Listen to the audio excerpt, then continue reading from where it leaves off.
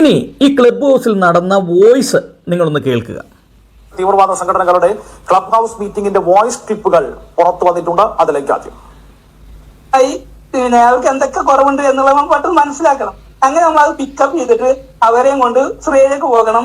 എന്നിട്ട് അവിടെ പോയിട്ട് നമ്മളേതായാലും നമ്മള് ജിഹാദിന് വേണ്ടിയിട്ടാണ് ഇതാക്കണം. അപ്പൊ എന്ത് ചെയ്യണം? പരമാവധി നമ്മൾ പൊട്ടിത്തെറിക്കാതെ ഇവരെ പൊട്ടിത്തെറിപ്പിക്കാൻ പറ്റുമെന്ന് ശ്രദ്ധിക്കണം.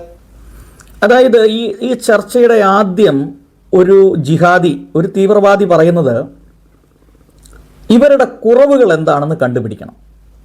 ആ കുറവുകൾ കണ്ടുപിടിച്ചതിന് ശേഷം അതിൽ നമ്മൾ മുതലെടുക്കണം. നമ്മൾ ചെയ്യുന്ന പ്രവർത്തനം എന്ന് പറയുന്നത് ജിഹാദാണ്. സിറിയയിൽ പോയി പൊട്ടിത്തെറിക്കാൻ വേണ്ടിയാണ് നമ്മൾ ജിഹാദ് നടത്തുന്നത്.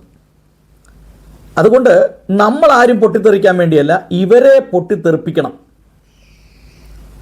എത്ര നികൃഷ്ടന്മാരാണ് ഇവന്മാരെന്ന് ആലോചിച്ച് നോക്കി. എത്ര നികൃഷ്ടമാണ് ഇവരുടെ മതചിന്തകൾ എന്നൊന്ന് നിങ്ങളൊന്ന് ആലോചിച്ച് നോക്കിക്കേ. എത്ര പൈശാചികവും എത്ര ക്രൂരവുമായ ഒരു പഠിപ്പിക്കലാണ് ഇവരുടെ ഈ സമൂഹം പഠിപ്പിക്കുന്നത് എന്ന് നിങ്ങളും ചോദിച്ചു നോക്കി.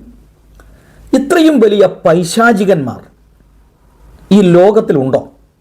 ഇവരുടെ വാക്കുകൾ കേൾക്കുമ്പോൾ ഇവരോട് അറപ്പും വെറുപ്പും വിദ്വേഷവുമാണ് തോന്നുന്നത്. നിങ്ങൾ കേട്ടു നോക്കൂ.